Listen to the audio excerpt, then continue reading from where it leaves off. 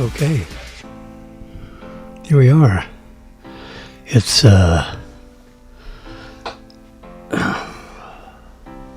October 21. It's October 21. It's Monday morning. And look at this. I'm on the air. I said by 9:30. Well, look at that. It's 9:02. And Jimmy's talking. Yeah. That's a good thing. Yep. Turn down the brightness a little bit. In my little studio here, I don't need a lot of brightness. We're not going anywhere. Traffic is slow. Yep. There's my pad. Get that thing fired up. Yep.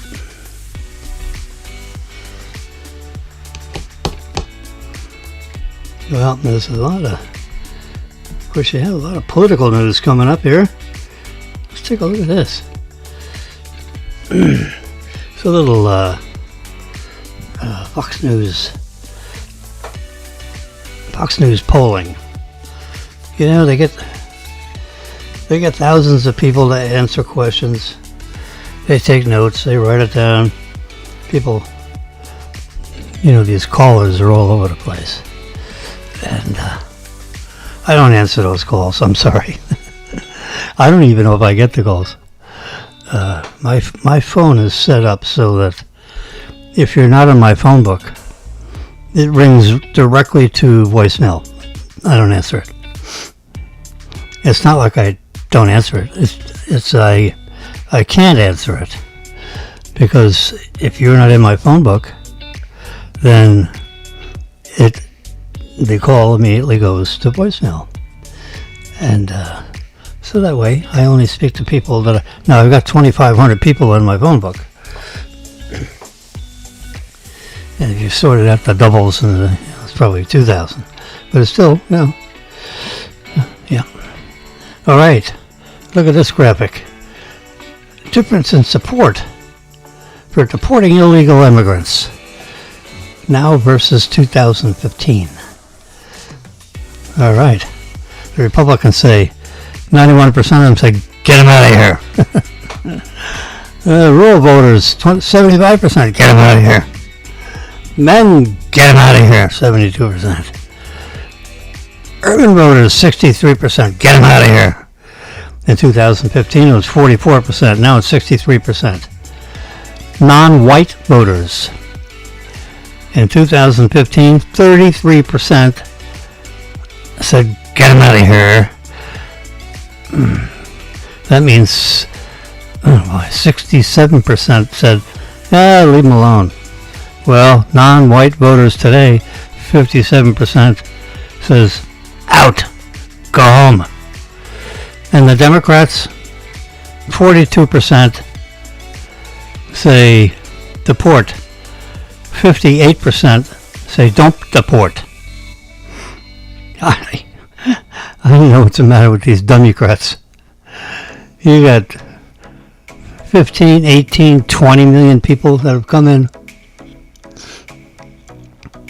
And you want to leave them all here? You want to pay them benefits? Pay for all their medical care? Pay for all their room and board? They got them put up in all kinds of fancy hotels. There's something wrong with that picture. Yes, sir, Bob. There is something definitely wrong with that picture. Yep. But that's, I don't get it. All right, so let's go through my little picture. Look at this. Look at that drone. Looks like an airplane. The propeller's in the back because the cameras and stuff, you can see a camera lens here. It rotates around like a globe. There's a different lens facing forward or down. Yep. So apparently this, my guess is, see, it looks electric. Yeah, it's electric. I can see a coil here. It looks like a coil. 5 different coils. 6 different coils. Yep. I'm going to say this propeller is just flopping around in the breeze. But you charge that baby up and throw it into flight. And then you have somebody else flying it, apparently. That'd be my guess.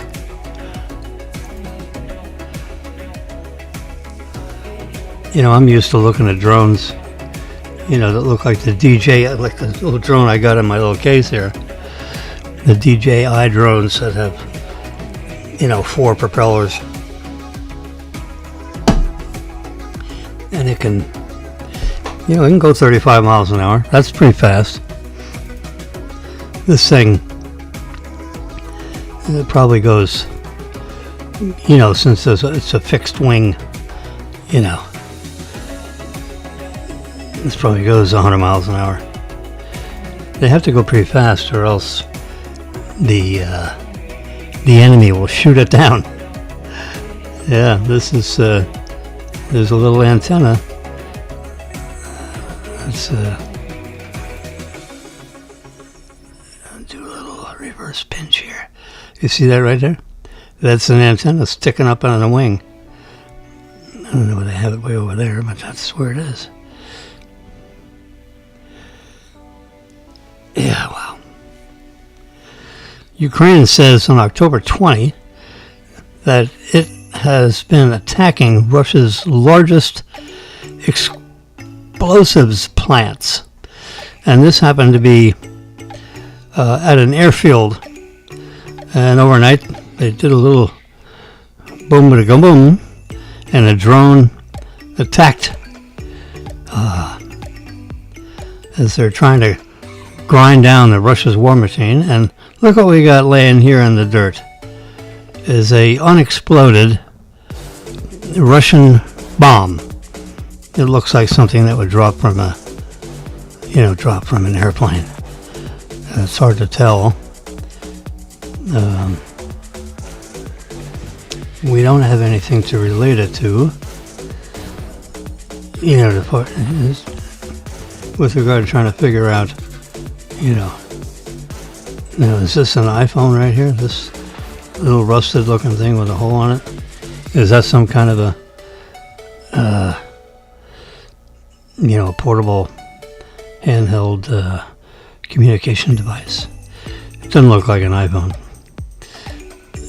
So we don't have anything in this picture that's close to the old bomb-a-rooney to tell us, how big that bomb is. This piece of wood here could be a piece of a 2x4, which will give you an idea that that bomb is, like 5 inches in diameter. If that's 4 inches, then that should be like 5 inches. Yeah, so that's a big one. 5 inches in diameter would make that about 20 inches long. Yeah, that would barely fit on my desk here. That goes boom. Yeah, that would take down the house. Yep. There's a picture of it all by itself. There's a little story attached to it. Nice thing about this is an extra iPad that I have here, and I have it. There's a wire over here, and that runs around behind here, and then comes into my MacBook Pro, or MacBook Air, I should say, MacBook Air. 15-inch screen, complete control over the Simulcast. You see up in the bottom, you see up in the top here, with the scrolling. You just settle down and listen, or you can call in. My phone is right here. You call or text. I see the text messages. They'll pop up on the screen, I think. And you can talk to me. You can argue with me.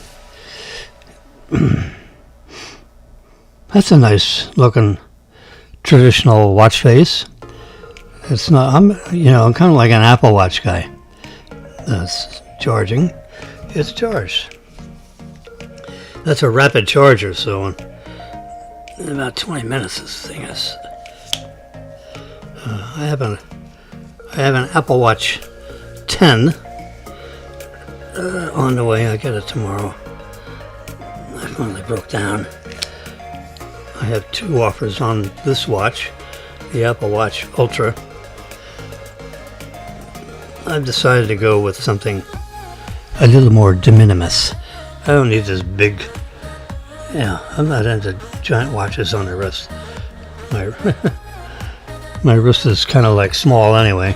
It's always been a little, I'm a small boned person. 5 foot 8 inches tall. Small boned. Donald Trump targets the steel workers. Yeah.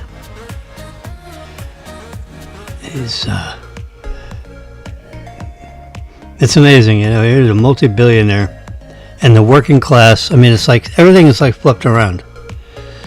The Democrats now have all the billionaires, and the billionaire has all the workers. Very unusual. But he was a builder. He built stuff, in Manhattan and other places. When you have a organization, and you need an organization that can supervise and manage the activities regarding building a 60-story, 60 floors. That's 600 feet, 700 feet in the air. That's a big building. It probably, oh my God. Depending on how many square foot there is per floor, but all up, it could be $1 billion to build a building like that. I know down here, when you're just building, because I finance a lot of stuff, but not 60-story office buildings.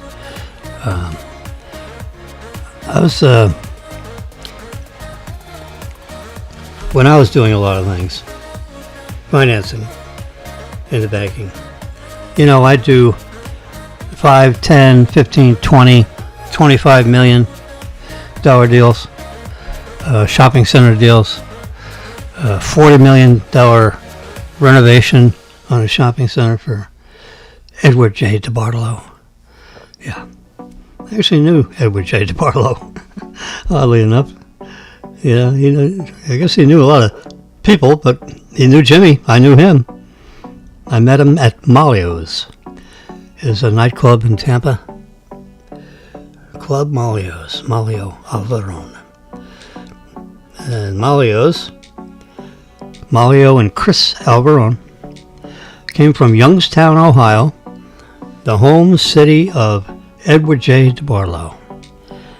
And Mr. DeBartolo, apparently, Chris and Malio Alvarone had some kind of maybe a restaurant establishment or something or other in the Youngstown area. I'm making this up because I don't remember. I don't recall whether I knew this or not.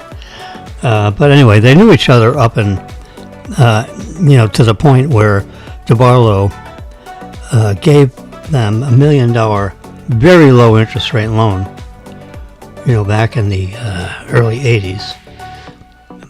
And they went to Tampa. The two of them went to Tampa. They met with Mr. DeBartolo. And maybe Mr. DeBartolo said, why don't you open up a nice club in Tampa? I need a place to go. So that's probably what they did. They found a place. They renovated it.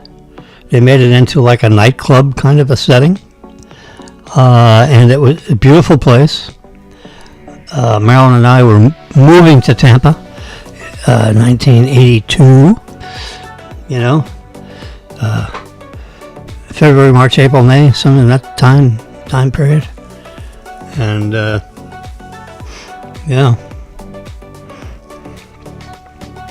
we were on a relocation plan, the Merrill Lynch Executive Relocation Plan, which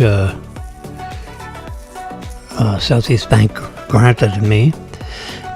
So which meant they paid for all our hotel bills. They handled the sale of our townhouse in Miami, and handled our purchase of a house in Tampa.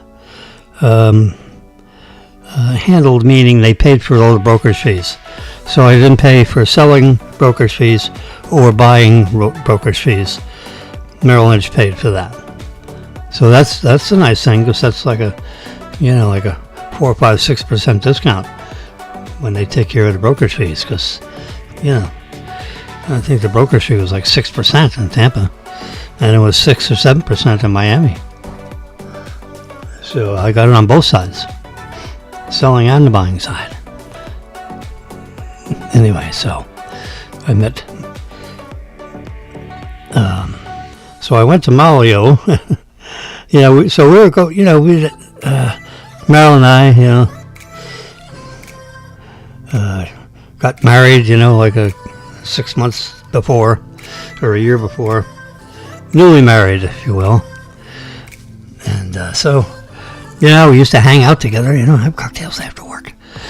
We were working, we were on relocation plan, but we're working every day.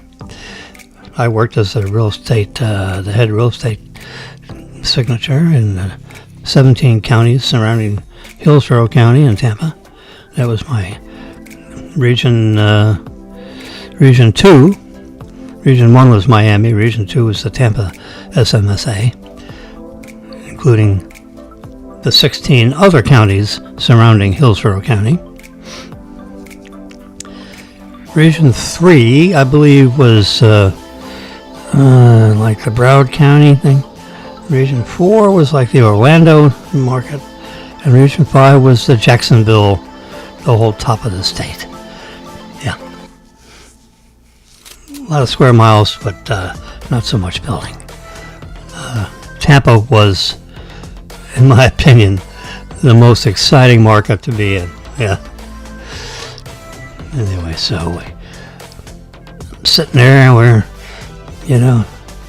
talking with Malio, and then he'd walk away and do something, and then Meryl and I talk among ourselves, and then he'd come back, and I said, Malio, you told me that Mr. D, gave you a very favorable $1 million loan to create this marvelous establishment, 1980 or so. We were there this is like April, May of 82, if memory serves me correct. And I went to Malio and I said,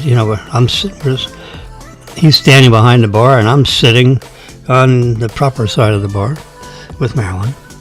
Looked over to Malio and I said, boy, I'd love to meet Mr. D. Is there any way that you could just walk me over there?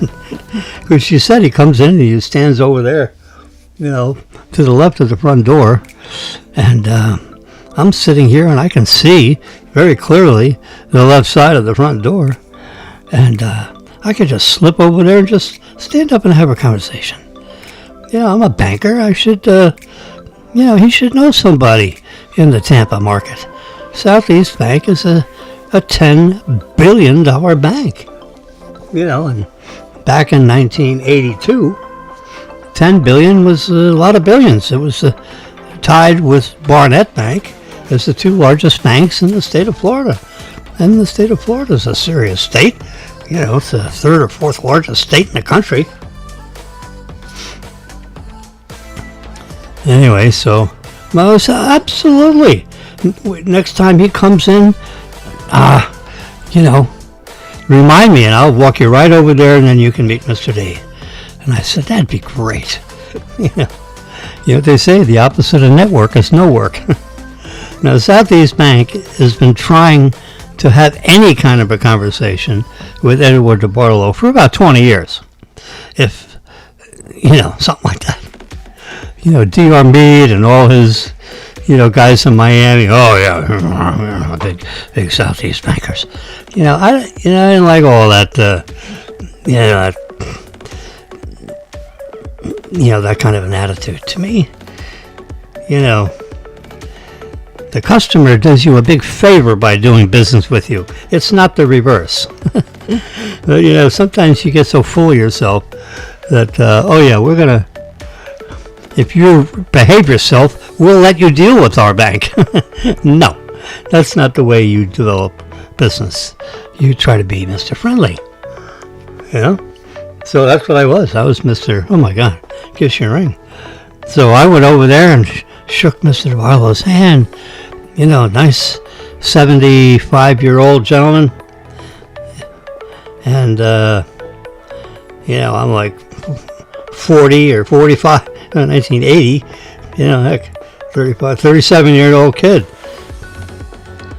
And Mr. Barlow was, 75. That's, I guess, something like that. I went to his 77th birthday party, and that was a couple years later. So let's just go backwards. Let's just say he was 75 when I actually first met him. So we're sitting there, we're standing and talking, and he's talking, and I'm talking, and after we kind of like made friends right away, very nice gentleman, and I tried to be a nice, gentle young man, and I said, well, Mr. D, is there anything I could do for you? I'm in charge of like real estate financing, and you're like, the largest real estate owner, I believe, in the United States. And, shopping centers, office buildings, you're it. He said, yeah. He said, there is something you can do for me. I have a mall up in the middle of the state, and it's, it's a $75 million mall, something like that. And I need $42 million to renovate it. It's a major renovation. We're going to, it's like a 600,000 square foot. Is that right? Yeah. Yeah, 600,000 square feet. His malls now are, like over 1 million square feet. Well, this was, it had 3 anchors, not 4. And the core area was like 270,000 square feet instead of 330,000 square feet. So he said, yeah, I have this mall up in Lakeland, Lake City, something with an L. And I said, well, absolutely, let's take a peek at it. So I started going through like terms and conditions. What the heck? So we got right down to it. I wrote down, 10 or 11 of the items. I said, so you'll since it's you'll personally guarantee this, right? Not top money guarantee. You guarantee $42 million. No exceptions, right? And he said, absolutely. I said, how about prime plus a half? Prime plus a half and a half-point fee on $42 million. He said, I can do that. Yeah. All right. How about a 4-year term? That way we'll give you, probably take you 18 months to renovate it, and then you get another 2.5 years on top of that. Let's make it a 2.5, 3, yeah. 2.5 plus a half is 3, and 1 more is 4. Make it a 4, so that way you get, a couple of years after the renovation, and then you can roll us out into some kind of a permanent loan that you'll get from somebody. He said, that would be perfect. He said, these bankers always have a gun to my head, to get it out there, after the renovation is done. This way you give me a couple of years to, get the cash flow up. Hold on a second, I got... Hello? Hey, can you call the doctor to get him to give you your inhalers? I really don't want to go. Okay, don't worry about it. Okay. I mean, I feel good and I just don't feel like going Okay. Okay. Yeah, bye. Yeah, bye. Bye-bye. All right. You put my headphone back on. That was a little off-air phone call.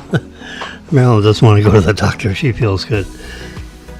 Call the doctor yourself and get your prescription. No problem. I will do that. Yeah. She didn't want to bother.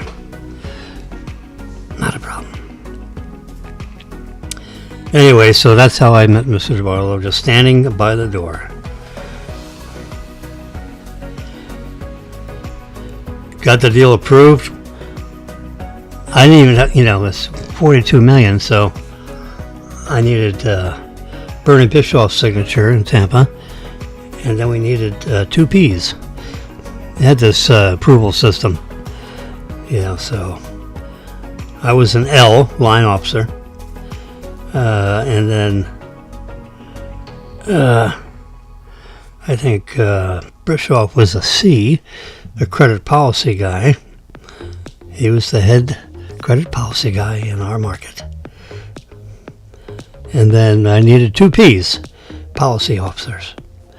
Mike Ivanetic and Jess Longhorn. And I had the deal put together, and Mr. Barlow gave me a complete package. Listen to this. If you're familiar with the World Book Encyclopedia, if you remember the letter S, they had, you had the A and then the B and the C, D, E and F, G, H. You had there wasn't 26 volumes. Maybe it was 24 volumes. Well, the thickest was letter S. It's leather bound or, whatever. Whether it's real leather, imitation leather. World Book Encyclopedia. It was, I kind of liked it. It had very nice graphics. As a kid, I used to read the encyclopedia. So something come up and I want to know something about something, I'd go to the World Book Encyclopedia. Yeah. So I go into the library, and the thickest one was letter S. T was the thick one, but the letter S was, that was like 1.5 inches thick. Well, when you get the financial statement from the world's largest, not the world's, but the United States' largest investment, financial. Edward Barlow owned more commercial real estate than anyone else in the country. Well, you had to have, sub-statements. So his financial statement was like letter S in the World Book Encyclopedia. It was that thick. It was leather bound, bound. And I said, well, you got to sign it and date it. It's got to be current. It can't be more than a year old, the stuff in it. He said, okay, I can do that. I print these out every year. I'll sign it and date it. I said, well, put that in the box. And then everything else that we need, right? I don't have to go through the laundry list. You've been borrowing money before I was born. So I need a full package, because to be the first time, that we've done a deal for you. So we want to give our credit people a good look at who you are. Since, we know who you are, but, now we need to turn you upside down and shake all your quarters out of your pockets. He said, okay, I know exactly what you need. Don't forget to sign and date that statement, because I want to get this done for you right away. How about if I get a commitment letter in your hand before the end of next week? He said, oh my God. He said, you're not going to be able to do that. I said, well, I like a challenge. Let's just try it. When can you get me the box? He said, well, this is Thursday evening. I'll call my office tonight or tomorrow morning. And from Youngstown, Ohio, we will FedEx a box to you for early Monday morning delivery. I said, that's good. He said, yeah, we'll get it out right away. By 8:30 in the morning. FedEx has a special service for 8:30 or before every day, or Monday through Saturday, I think. He said, so Monday morning at 8:30, you're going to have a box at your front door. I said, okay, here's where you send it. So he wrote it down. I wrote it down for him. And he folded up the paper and he put it in his pocket. I said, so here's your deal terms, right? You see those 11 items right there? You know, here's your rate, here's your fee, guarantor, 100%, you know, completion guarantee and financial guarantee. And, you know, you got to give me a current survey. You got to, you know all the stuff. So that looks like your deal. If I give you a deal that looks like that, you're good, right? He said, yes, sir. I said, all right, just initial that on the bottom of the page. I'll initial on the bottom of the page, just so, you know, we have an understanding. And then I'm gonna give you a $42 million commitment letter that's gonna look just like that. It's gonna have about 19 pages. The first 4 pages is all the stuff you care about, and the last 20 pages or 15 pages is, you know, what we're going to do to you if you don't pay back. He said, I understand. So that's I got it done. I had the approval by Wednesday afternoon. Everybody signed off on it. Edward J. DeBarlo. It was like, how the hell did this kid do that? It was one of my first deals in the market. It was $42 million. Yeah. So I got to know Mr. DeBarlo. How cool is that? There we go. Star Trek. Oh my God. Everyone's so afraid of AI, artificial intelligence. Well, I don't know why everyone's so exercised about AI. Yeah, they read too many science fiction things. Like they're going to take over, you know, AI is going to take us over. Well, you know, the people that create artificial intelligence, I was a coder. I was a COBOL coder. COBOL, Common Business Oriented Language. It was a computer language.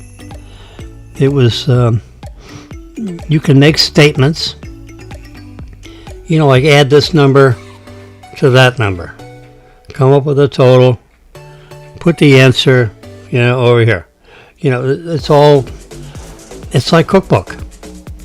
You know, you break the eggs, you stir them, you add to this, you add to that, you stir that, you put it in this bowl, put it in that bowl. That's programming. You know, a regular recipe is programming for cooking, you know. Well, COBOL was the same kind of a language, if you will. You had to have very specific words and phrases. You had to be consistent with the words and phrases. You know, it's like I have a command here in our apartment that says, turn on all the lights. Well, you have to say it just exactly that way. I'm not talking about volume or inflections. I'm talking about all the words. If you just say, turn on the lights, then Alexa comes back to me and says, we don't have such a term in your Funkin' Wagnalls. You have to say, turn on all the lights, and then all the lights come on. Or the 2 big lamps that are in our living room, or TV room, or whatever. Living room, dining room, family room. It's a big, great room. It's 30 something feet by 18, 20 feet. You know, it's like 20 by 30 room. That's 600 square feet, big enough for 85-inch TV. And in our 1,550 square foot apartment, 2 bedroom, 2 bath. Yep. Anyway. So, what's going on here? Oh, let's see. Do I have a... And we have to go to Apple. A-P-P-L-E. Apple Store. There it is. I have 2 orders. I have a computer that should be being delivered to Mac Me a Deal. I have a place in Tampa that buys my iPads and MacBooks as they coming at the end of a warranty period. I flip them over, sell them to Tampa, and then they send me $1,300, and I upgrade the computer to something that's brand new, restoring the warranty. I get Apple Care Plus also, but anyway, well, I'll do the same thing with watches. I got this Ultra 2 watch. I've decided, there you go, you can see it right on the screen there. Look at that, full screen mode. There's the Apple Watch Series 10 GPS plus cellular 46 millimeter diagonal measure on the screen. I sold the existing watch for $400, and I get this so it cost me $350 to upgrade to the newest watch. So that deal is, as you can see here, preparing to ship, which means it probably goes out. I get it tomorrow. So preparing to ship means they're going to ship it tonight. FedEx from somewhere, from Tennessee or somewhere in the middle of the country. They have all these huge warehouses full of stuff with automated, delivery things. Anyway, so that goes out. Plus the super fast charging thing, that's preparing to ship. They go out together. All right, let's look at my other item. All right, let's see what's going on here. All right, the case for my MacBook Air 15-inch is shipped. So that arrives tomorrow. The black USB-C cable you see right there, preparing to ship. So that means probably tonight it gets shipped. What's going on here? Hey, look at that. The computer is preparing to ship. Siree Bob, that means they're shipping that out. I don't know where that's coming from. That's either coming from Shenzhen, China, or it's coming from like Tennessee or someplace. Preparing for ship is a good thing. October 30. This is the October 21. It's 9 days. So that's either coming from China, and it takes, like a week to get here from China, or I'm going to get it earlier than October 30. Like Wednesday or Thursday. Yep. So, that's something. So I run a computer for a couple of years, and so I have a MacBook Air, which is in front of me, directly in front of me, and it's a gorgeous device. It's carved, the screen, not the screen, but what do you call it? This whole frame is carved out of a solid sheet. That's like 10 millimeters, 11 millimeters thick. And the indentation for the keyboard and all that, it's all machined and then polished as a solid piece of an aluminum alloy. And then you got the trackpad here, and I have an alternate trackpad over here, so my hand doesn't have to go over here. It's right over here. You can see this. There it is, right there. It just falls right, and I've been doing it so long. The fact that my hands is a little bit at a little bit of an angle, and but You know, the MacBook Airs don't have touchscreen, so you got to use the mousey-dousey. So I have a side mouse here, which I put my palm right there, and then, works very nicely. There we go. You can see my finger moving back and forth. You don't see the arrow, I don't think, on the control center. There you go. So we can see I got 2 items coming. A couple of wires. A case. MacBook Air. So, and this would be 24 gigabytes of memory. Let's see if there's a little detail on they don't really give the details on your orders. Ooh, let's see. Yes, your saved items. Let's look at saved. That's it. The only thing I got saved is it's 6 items. There we go. Let's look at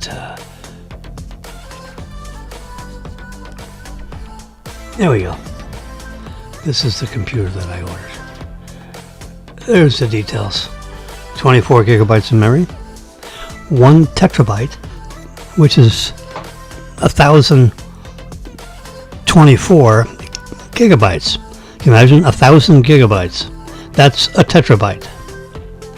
15.3-inch liquid retina display. True tone color, it's got a 1080p FaceTime front-facing camera. The MacBooks don't they don't give you much on the camera department. It's strictly if you're going to do like a Zoom call. Yeah. MagSafe 3 charging port. That's this little guy over here. So one of the port. Yeah. It just slides right in there. 2 Thunderbolt USB version 4 ports. Those are on the side here. I've got my mixer in one, and I've got like a one of those things where you plug it in a USB port and then you get 8 other ports. So that way you expand one port into 8. So that's what I got there. So I can plug in the iPad into one of the ports.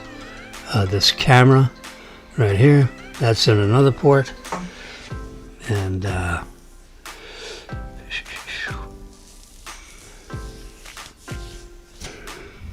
I actually have 2 cameras, but I wrapped up and put the other camera back up in the closet.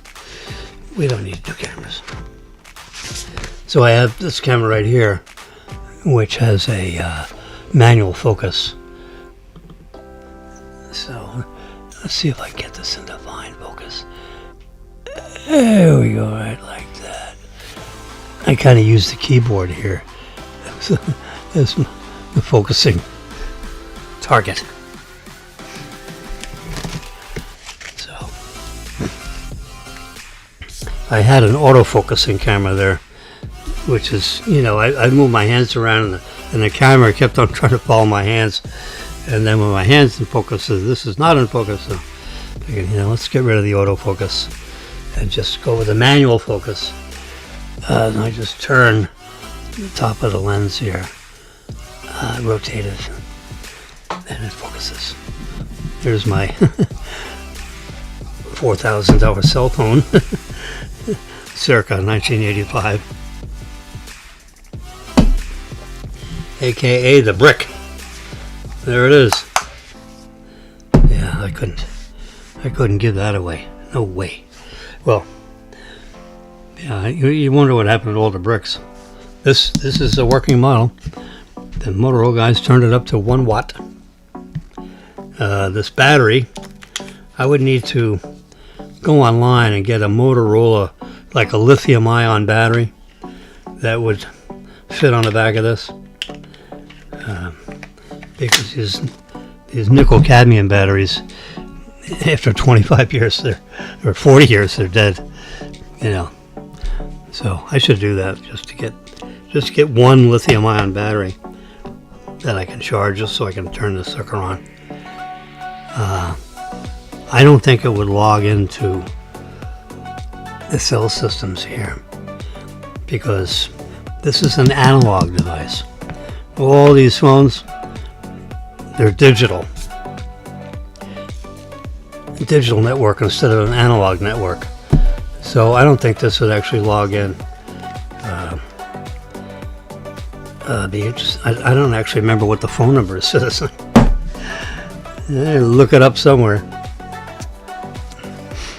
I don't know. The 416-1100. That's a number that's over here on the East Coast.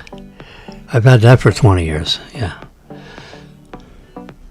And I actually don't remember what the phone number was that was assigned to this Motorola thing. There's the phone number is probably embedded in the EEPROM memory chips inside this Motorola thing. Yeah, it's quite a device. I couldn't give it up. So I guess people figure out how to get rid of them, sell them. I kept it. It's my $4,000 souvenir for cellular phone calls in 1984, 94, 04, 14, 24. 40 years old. Holy crap. This thing is 40 years old. This thing's older than my kids. The brick. Yeah, all the government, everyone had these things. And I was in the business where Curtis Crenshaw and I each had one. He had one, I had one. Yeah. So it was like $10,000 for us to get two phones and the car kit. That was another $500. But when 40 years ago, when you had a cell phone, you not only paid $75 a month for the line. You pay $4,000 for the stupid phone. That just comes out of your fanny. They didn't have a payment plan. And then it cost 25 cents a minute to talk. So 25 cents a minute. So 10 minutes, $2.50. So every time you have a phone call, it's $2, $3, $4. If you're on, Crenshaw was on the phone for hours. I said, Curtis, 25 cents a minute. Get to a landline. Hang up and call him back. Nah, he just did it anyway. So, I tried to be judicious with not, talking to Aunt Matilda on the cell phone. It is important business calls.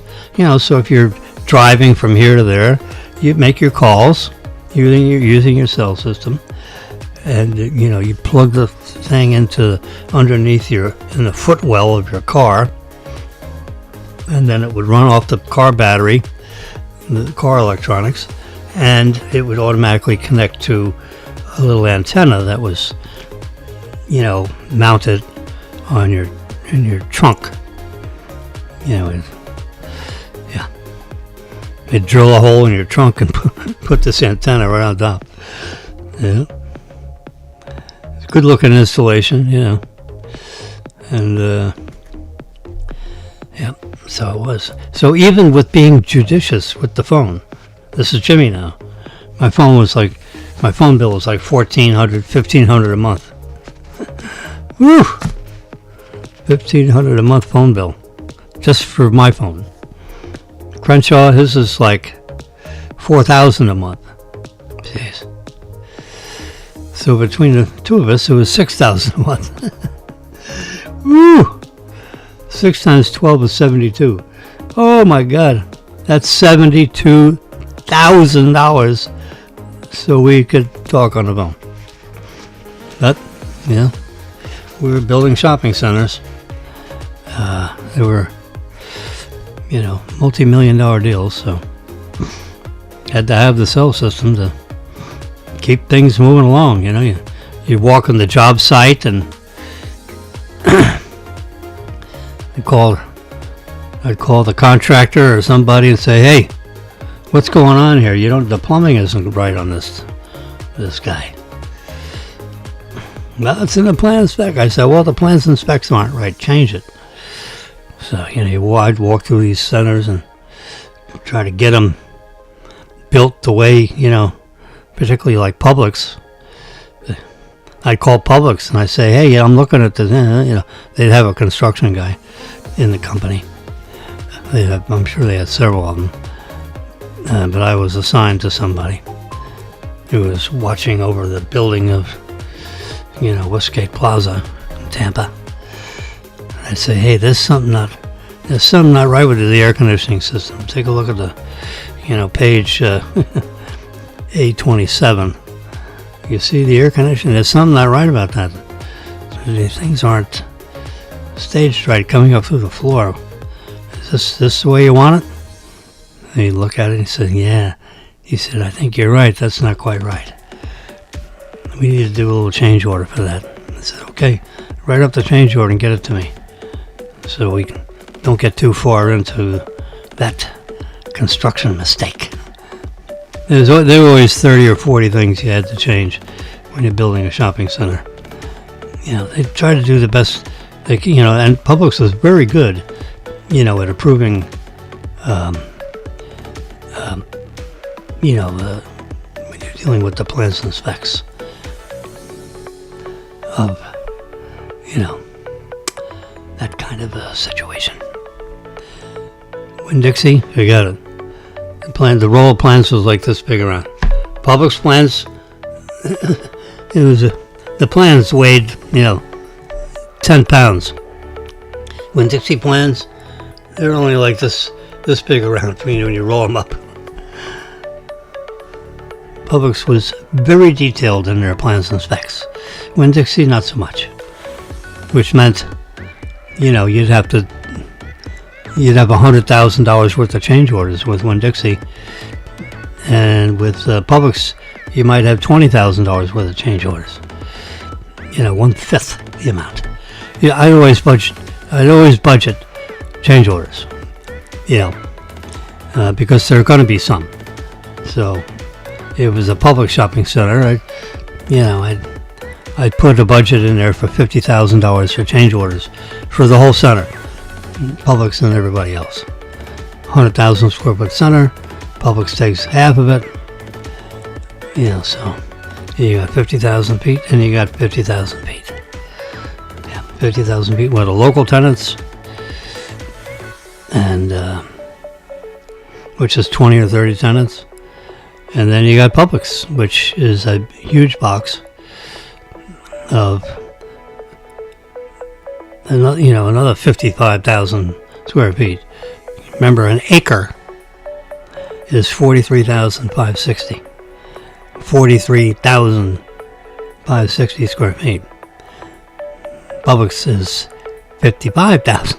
So it's more than an acre under one big roof. Yipper. All right, as my Apple Watch comes tomorrow, I have one offer from Apple on this one, and tomorrow I'll get another offer from Mac Me an. The name of the company is Mac Me an Offer. MAC, like in MacBooks, Mac Me an Offer. Well, they buy Apple Watches also, so we'll see how much they offer this Ultra 2. I looked on their website; they don't have any Ultra 2s, so this would be a good thing for them to turn over. It's in perfect condition. There's not a nick or a mark anywhere. Clean it up and get rid of all the dirt underneath, because it's they kind of stick on your wrist. You have them tight with the band so that the sensors are on your skin, and I can see. What is this sensor? Oh, that's for my tells me my battery is charged at 67%. Can you imagine? I can see the state of charge of my battery on my watch. Yep. Let's see what this is. This is how many steps. Oh no, this is my blood sugar. There's a timer. There's the state of battery, 100%. I just took it off the charger. Yep, I have Wi-Fi. I've got cellular. That's why those two buttons are lit up. Yep. That's it. I can see. It's a little blurry for you, but yeah. This is Series 9. This is Series 10. It has a temperature sensor, so it measures your body temperature from your wrist. It measures your body temperature over a period of a week or more. And then after that, it kind of shows you changes. You know, like your body temperature is down a half a degree, or it's up a half a degree, or a quarter of a degree. You know, Fahrenheit or Celsius, you decide. Delivered. Alright, what's that say? I just got a notice from FedEx. What else?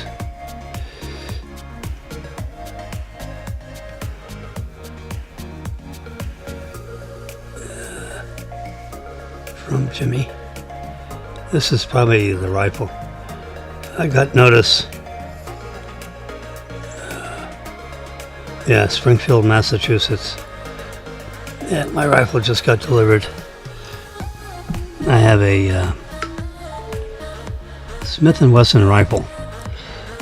And I got a notice that there's a recall on it from the factory because the slide isn't operating properly, and most of the units that were manufactured before, October 2023, and my rifle was manufactured like a week before on the date in question. So I contacted them, they contacted me, they sent me a UPS sticker. I boxed it up, sent it back to him. So I just got word that FedEx perfected the delivery at 9:36 this morning. So the warehouse in Massachusetts has my rifle. So now they'll put it through the process of checking out the, I guess they fire the weapon. It's never been fired by me. So they'll fire it, they'll clean it, they'll make sure the slide's working right. Apparently with this series of rifles, when the next cartridge gets loaded, it doesn't go in all the way. And I had the rifle chambered for 9mm because I've got thousands of rounds of 9mm. I can shoot it with a handgun, I can shoot it with a rifle. They're plus P ammunition, so it's very perky. Plus P in a cartridge means it has a little extra, a couple of extra grains of gunpowder. I don't know if the formulation of the gunpowder is any different, but it has a bigger charge. So instead of a 35,000 psi pressure, it's like 50,000 psi, pounds per square inch pressure, that would push the bullet through the barrel. Those are not crazy numbers. I'm kind of like telling you that's what the numbers are. 50,000 psi, that's what a plus P is in a 9mm cartridge. It normally runs around 37,000 pounds per square inch with a normal load. But the plus P load produces over 50,000 psi, pounds per square inch. That means the bullet comes out a little quicker. Yeah, out of a 16-inch barrel, when it's backed up with 55,000 psi, the bullet pops out of there. The muzzle velocity is like, like twice the speed of sound, like 2,500 feet per second, instead of 1,300 feet per second. So it's it's screaming. That 9mm round is coming out of that rifle really fast. So you get an extra 100 yards of range out of a bullet before it starts to drop too much. So I have a telescopic sight that I put on the rifle. And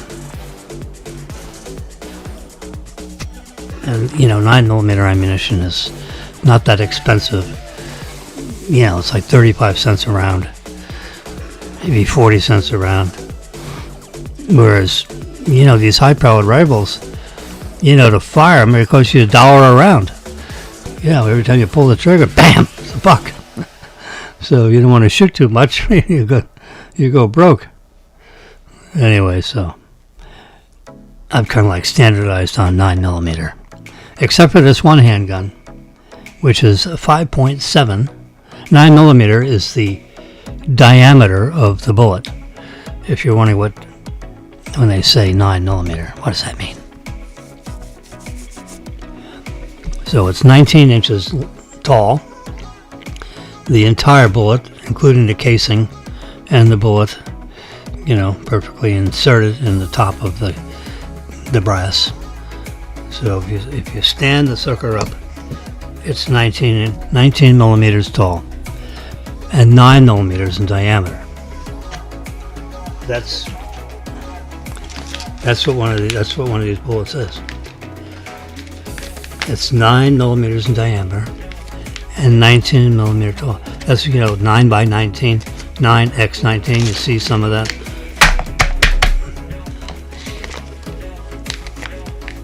So this is some of these hot rounds here. I had a Sig Sauer 365. Sig. S-I-G. That's a favorite of some FBI people. The Sig. So I have Glock. I've got the Winchester. No. I've got the Smith & Wesson rifle, which I just sent back, and they're going to fix it and send it back to me. So. And then I have a bunch of Glocks. Model 45s, Model 17. I think I have two Model 45s. One with an optical sight on it. The other one does not. They both have a threaded barrel on the end, so I can screw on a suppressor, which I have, sound suppressor. Brings the it makes it so you can shoot the weapon without having to have headphones on. It suppresses the sound from 167 decibels, which is too loud, could damage your eardrums, to, like 120 decibels, which is like a loud concert, to give you some kind of reference on what that decibel, what 120 decibels means. So it brings it from 170 decibels down to 120. So that's 50 decibel reduction in the amount of sound. So that's what a suppressor does. You see it in the movies. You hear, baloney. Even with a suppressor, the sound is a strong sound. But, I was just, I provided some services for a friend of mine, financial services, getting loans and this kind of thing. So he paid me, $10,000 fee or something. So I peeled off $600 of that $10,000 fee and bought a suppressor. It was on sale.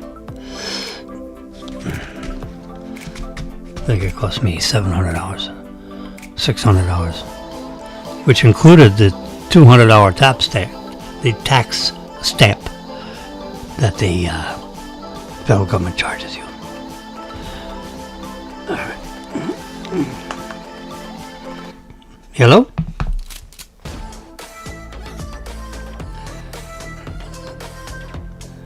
No, that's not gonna go. Hello? Alright, that call didn't happen. Alright, so I'm still with you. I had a call come through. Yeah. I'll call them back. They probably left a message. Alright, so it's 10:07, 10:08. Oop, exactly 10:08.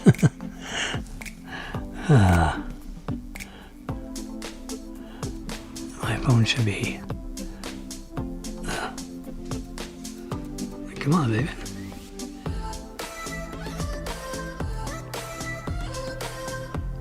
There we go.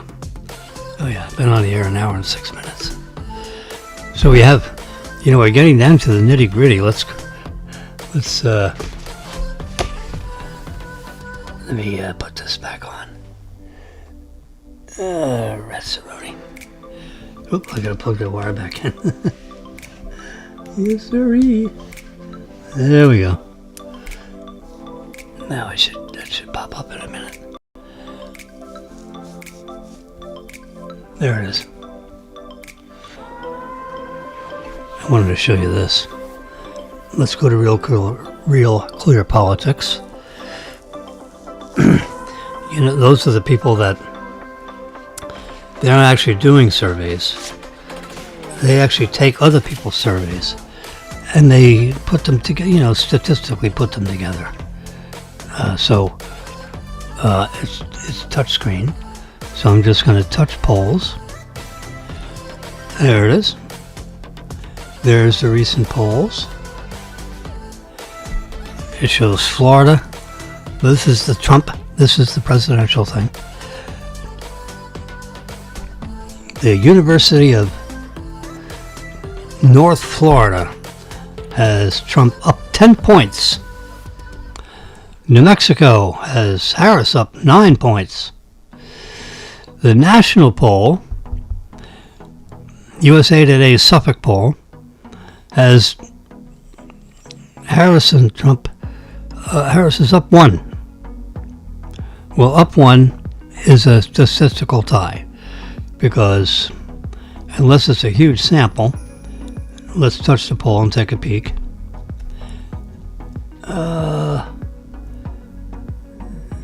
Let's see how many. Yeah, there's only 1,000. There's only 1,000 people that were polled, so that would have a MOE, margin of error, of like 3 points. So she's up 1, but the margin of error is 3.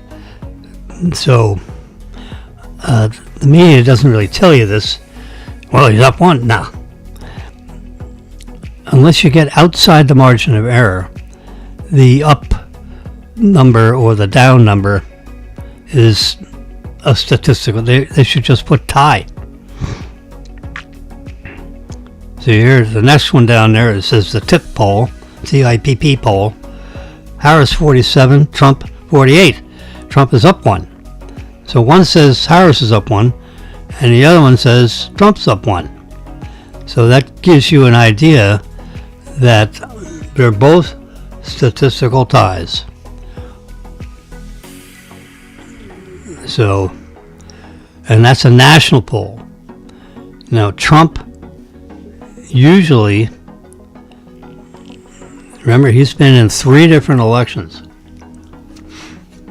2016, he won one. He became president. In 2020, he lost, an election. And then this is the 3rd one. So Trump has actually this is his 3rd attempt to becoming a president. He became a president in 2016.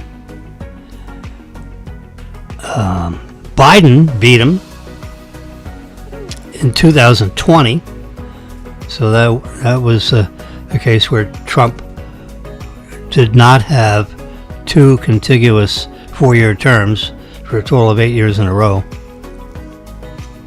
There is one other time in American history where a president was president for 8 years, but in the middle there was someone else that was president. And I don't know if it was Calvin Coolidge. It was. I have to look that up. I tried to do it with Alexa, and she couldn't tell me.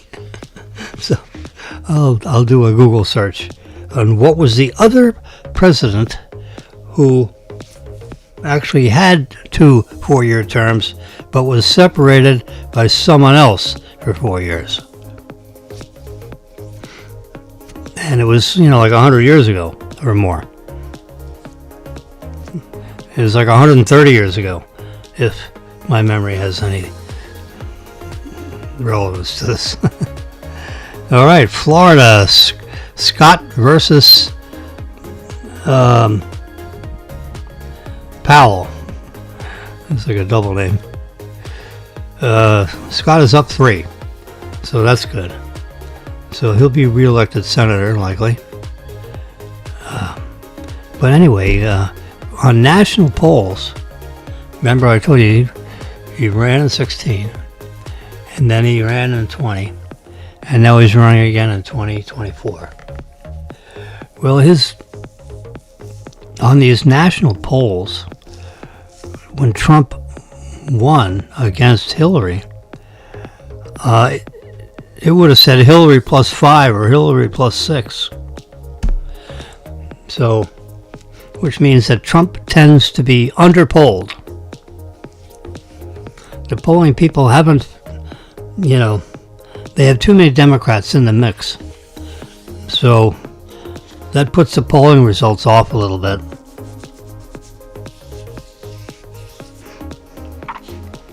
So Trump was actually, it was actually Hillary plus 5 or 6, and Trump won. So that shows you that the poll was off like 4 or 5 points. So now Trump is, Harris are like, one's plus 1, and the other one's minus 1. So Trump may be ahead nationally like 4%. Could be.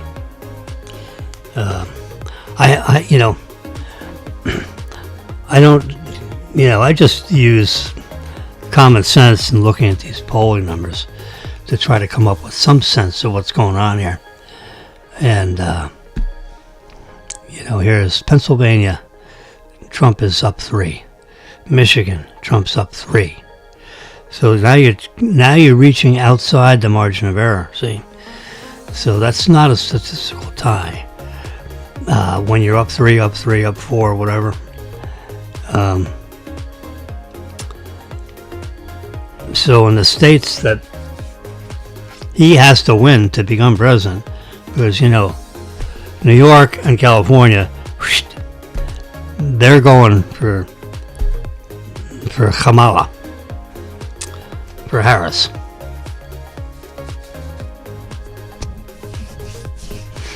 And when you add up all the states, it comes down to, let's see,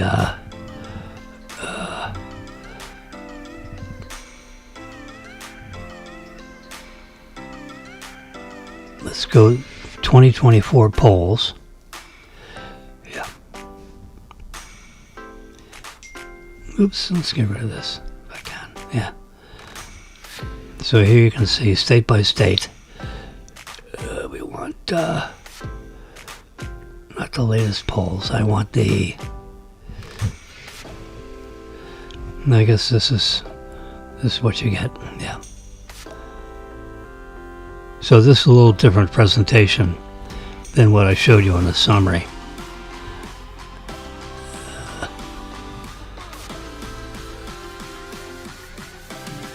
If I go down here to like Saturday's results, Trump 50, Harris 47. The Atlas polls. Atlas did a whole bunch of polls, you can see. right here. They did a whole bunch on Saturday. Fox News does it like on Mondays. They're big for their whole Fox News thing on Monday. That's when they publish the results. And usually the polling period is like, Wednesday, Thursday, Friday, before Saturday. Then they amass the statistics Saturday, and they publish them Monday morning. That's a typical scenario for a Fox poll. It's usually the half of the previous week. So October 15, 16, 17. And then on the 21st they publish it. Now this week I don't see any Fox polls. The most accurate polling that we've seen in recent years would be the Rasmussen poll. So if we look at the second column here, and I'm going to keep going down until I find some Rasmussen. See, here's Rasmussen. So let's touch Rasmussen. No.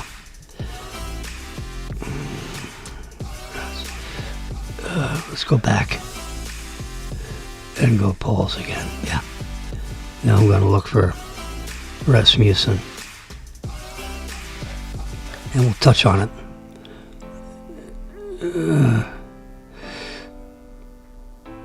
All right, so let's touch Rasmussen for Nevada, right there. There we go. Election 2024. Trump 49, Harris 47.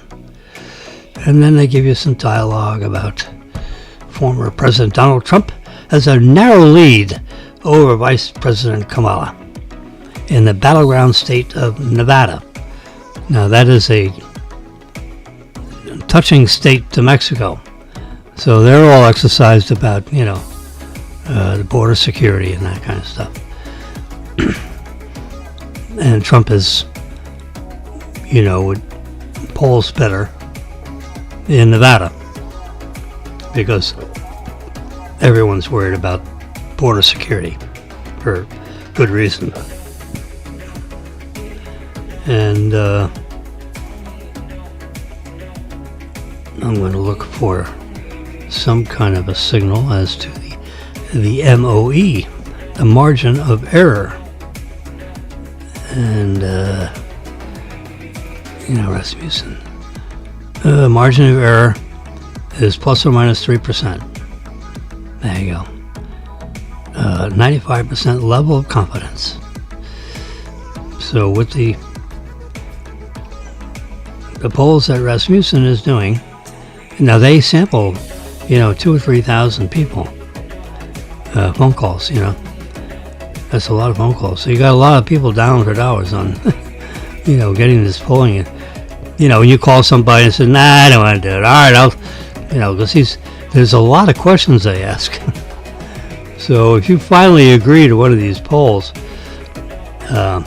they keep you on the phone 5 minutes or so because they keep going through all these questions, and then they tick off boxes and they write answers down, write your answer down. It's all multiple choice. Scale 1 to 5, 1 to 10. I remember taking one of these polls a number of years ago. And after I did that poll, I said to myself, don't do this again. This is a lot of time. I don't want to do it again. Because they keep you on the phone. They insult you if you hang up the phone. So anyway, 3% is the MOE for Rasmussen polls. But they do sample, it's not one of these 800 people polls. That's not a big enough statistical sample to get a good feel for how that particular candidate is doing. So if you look at all these polls, Trump up 3 in Georgia. Let's touch East Carolina, which is at the top of the list there. So, this has a margin of error of 4%. Well, when the MOE is 4, and they see Trump is up by 3, 46, 49, and the 3% undecided, and there's a 4% margin of error. So if they're up 3 and 4% MOE, that's a tie. You can't really say with any confidence that 49% beats 46% when the MOE is 3, because they're not outside the margin of error. Now, if they do this poll again, like Thursday or Friday or something next week, we've only got a couple of weeks before the election. MOE of 4 is not good when you have a 3% thing here. It says 49, 46. Yep. All right. I've explained that. Now we can go back. So I pick up my picture portfolio right here. And so here's one. Trump versus Harris in Pennsylvania. 47.4 to 47.9. That means it's within 0.5%. That is surely that is inside the margin of error. Because the margin of error is probably 2 or 3%. Well, it's only 0.5%. That means they tie. It is a statistical tie. It's not an actual tie because they're telling you it's 46-49. But it is a statistical tie. I think I gleaned this from the news yesterday at 12, yesterday morning. So, Pennsylvania. Now, Harris was ahead by a couple points in Pennsylvania. And now Trump is gradually come up, and now he's ahead very slightly. So now he's in a statistical tie with Harris instead of being behind. Because when she's up 6 on something, that's not a statistical tie. That is an outright victory if people were voting a couple of days ago. Remember, these polls are specific for a particular day. So many days or weeks before an election. We've got 17 days to go, right? Well, it's Monday. That was over the weekend. So tomorrow, it's T-minus 2 weeks. Because tomorrow is Tuesday. In 2 weeks, it's November 5th. Oh my God. We've been talking about this election for like a year and a half. And now all of a sudden, it's election day in 2 weeks. Oh my God. I was trying to get Maryland, see if we can figure out do early voting. Either that or we're gonna get the polling place at 7 o'clock on Tuesday morning. We're either gonna get there first thing in the goddamn morning, or we're gonna early vote, sometime soon. Yeah. I know. I got this. I was on like wild country safari. I got these pictures of giraffes and zebras running. Yeah, look at this funny looking head. He's chewing on a piece of wood. He's got an ear sticking out here, and the ear sticking out on that side. He's got the eyes looking that way. He's got a bump in his head, and then he's got these 2 other things. I guess they're like horns, so he could turn his head and bang you with it. And he's got, I guess, a horn in the middle too. don't know what else they'd be.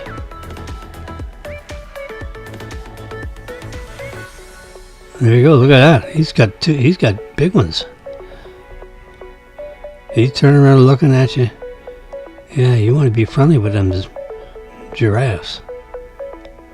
They're as tall as the trees. I mean, they're big. They stand up a couple of stories. I remember we stayed in, like London, Disney, whatever. We stayed in the African safari house, overnight rooms, there. We stayed there for like a week or more. And you go out on the balcony and you have these giraffes walking up. They're 3-story building, and the giraffe is looking straight at you, the head. Yeah. And then you look down and the legs go all the way down to the ground. But you're on the 3rd story of this 5-story building, and he's looking right in your balcony. She just gave birth to a little baby giraffe, drops to the ground. She's licking him up, cleaning him up. Yep, there he is. He's trying to figure out how to stand up. Yep. He just got born. That's what those pictures are. See, now she's cleaning him up. He's looking pretty good. There's Mommy and Daddy giraffe. Very nice. Now we move from that to robotics.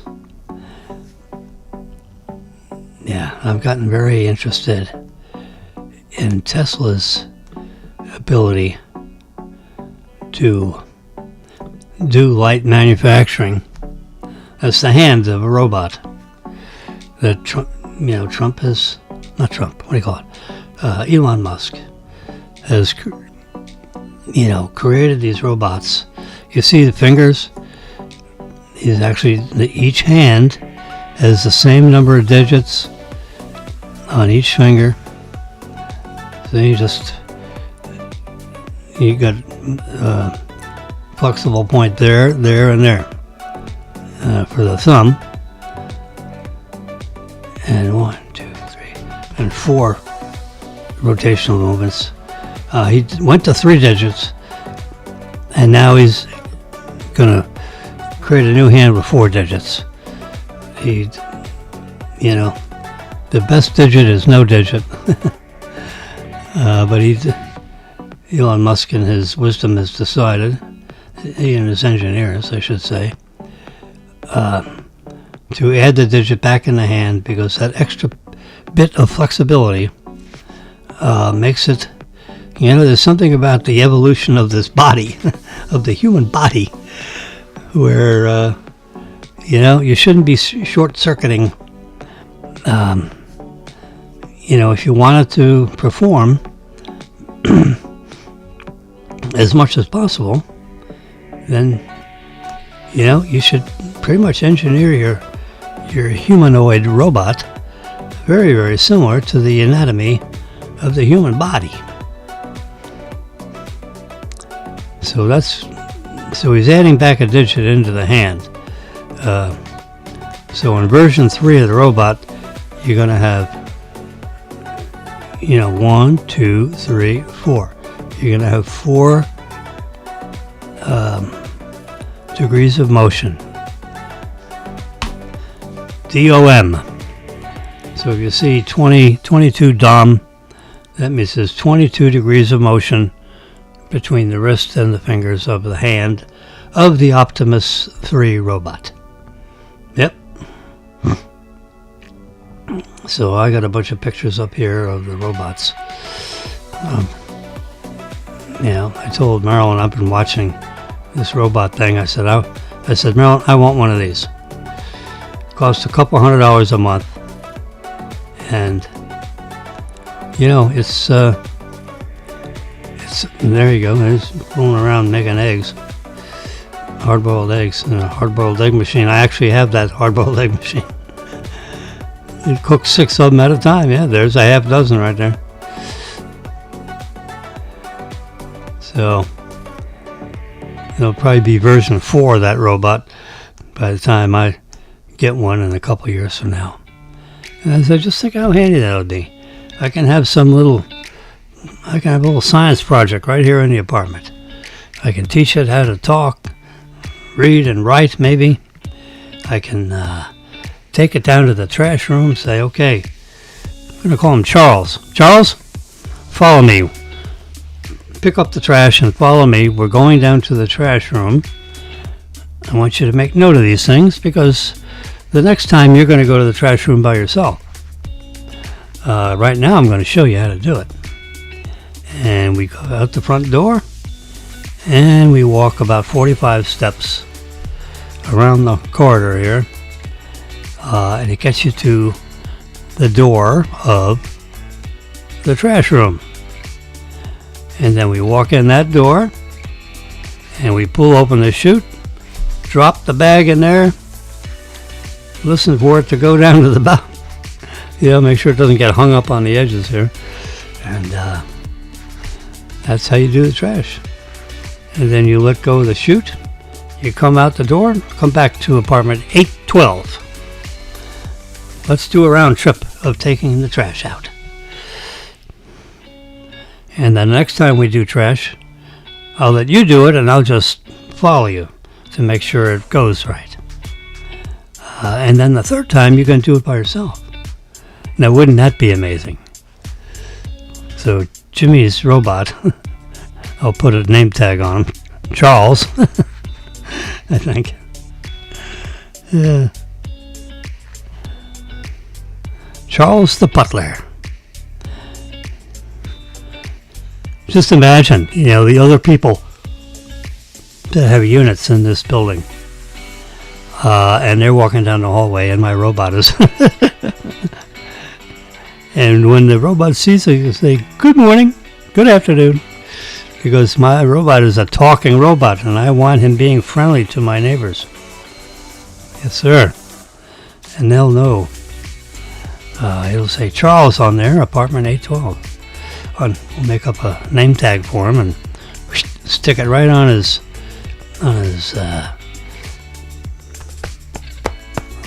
left lapel.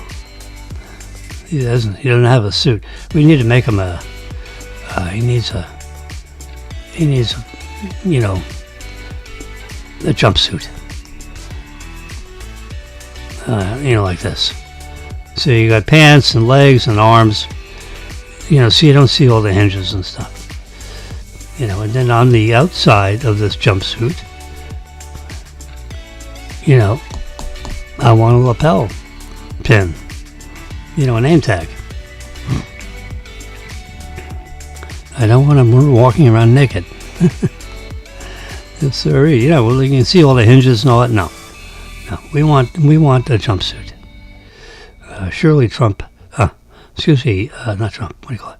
Elon Musk will have, jumpsuits available for, $150 or something.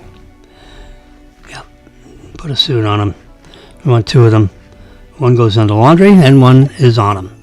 And every couple of days every week you change outfits. Yep. There's Elon talking to his 3rd generation. See, and this one's red, and these are all green. So he's talking to that one. Hello.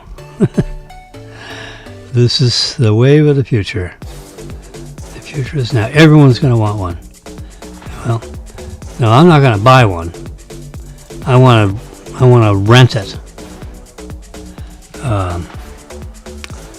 Pay $200 a month and rent it. They'll do that.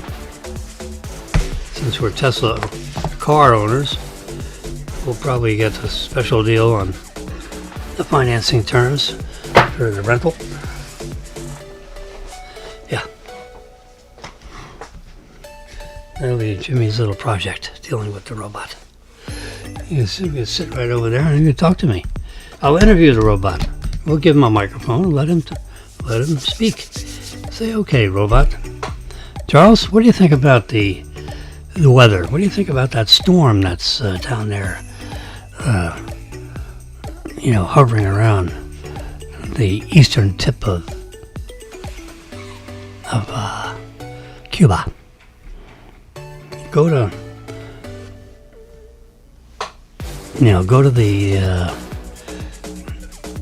the National Oceanographic people and see what the latest charts are and where that Hurricane Oscar is going. Is it going to come towards us? He keeps on saying it's going to make a hard right turn. And instead of going west-southwest, it's going to end up going, like northeast, really? Show me. I happen to have, where's my radar?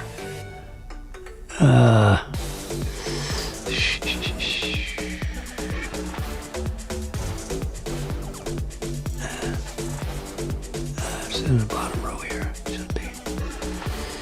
I'm looking for radar. There it is, right here. My Radar Pro. Yeah. You can see it right there. All right, now let's pinch it. You see here, this is Oscar. It's over Guantanamo.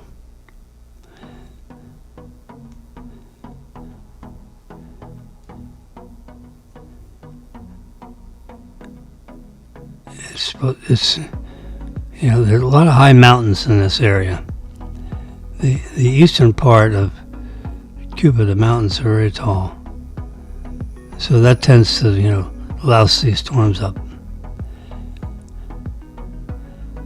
And the question is it really going to change direction and head due north? Let's see what NOAA says. Where's the hurricane? All right, we can just put our finger in the middle of the screen, pull down a little bit,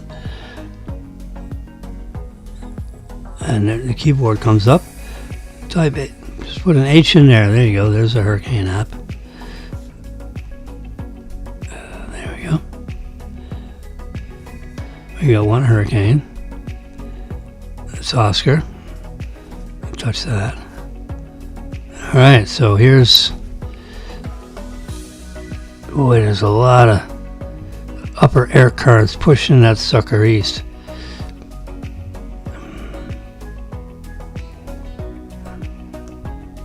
And let's see what this says. Tuesday, it should be well on its way, north and east. Let's say it's, which direction? It's moving west at 2 miles an hour. See, it hasn't done any of this stuff. It keeps on saying, "Oh yeah, it's going to turn." Well, if the movement continues to say west, then it ain't going north, and it ain't going east. If it keeps on saying it's west at 2 miles an hour, which is, a negligible amount of vertical speed on the surface of Earth.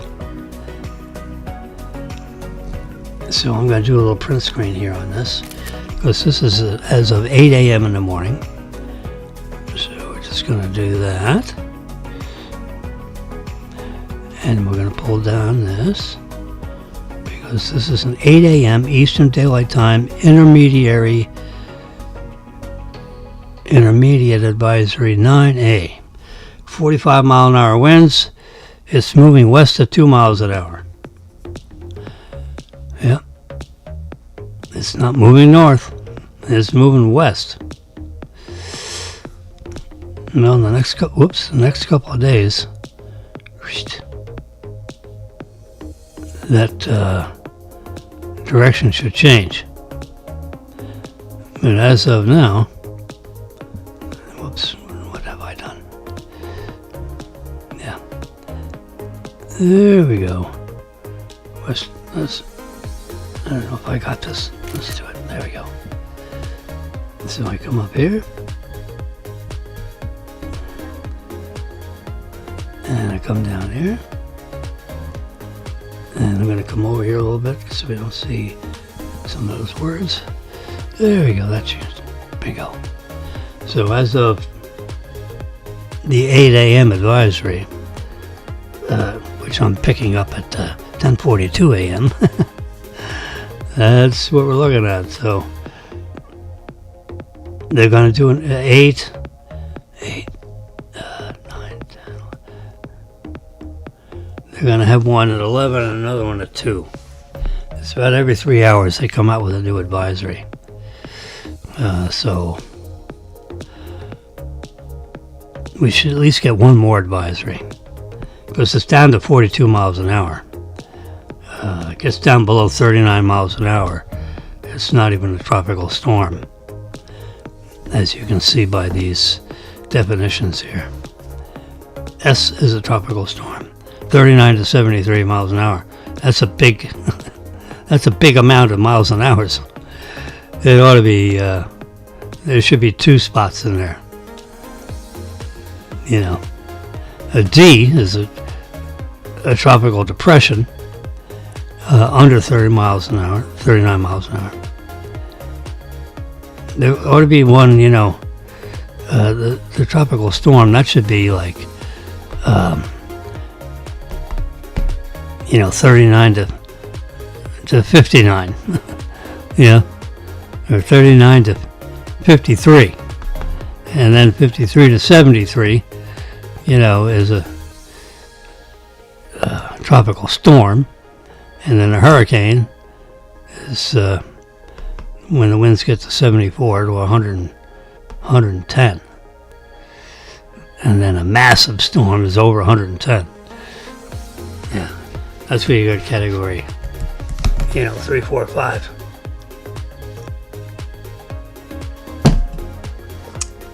All right, sports fans. Hour and 43 minutes. That's good. Let's call it a day. It's Monday morning. T-minus 15 days and counting for an election. Tomorrow will be T-minus 2 weeks. That'll be interesting. And we'll come on here. See, I got in here just a little bit after 9. I'm going to try, as Marilyn tells me, if you're going to do this, pick a time and do it. 9:30 every day. And you make sure you do it. I said, well, so I was up early this morning, so I did it at 9:10 or something.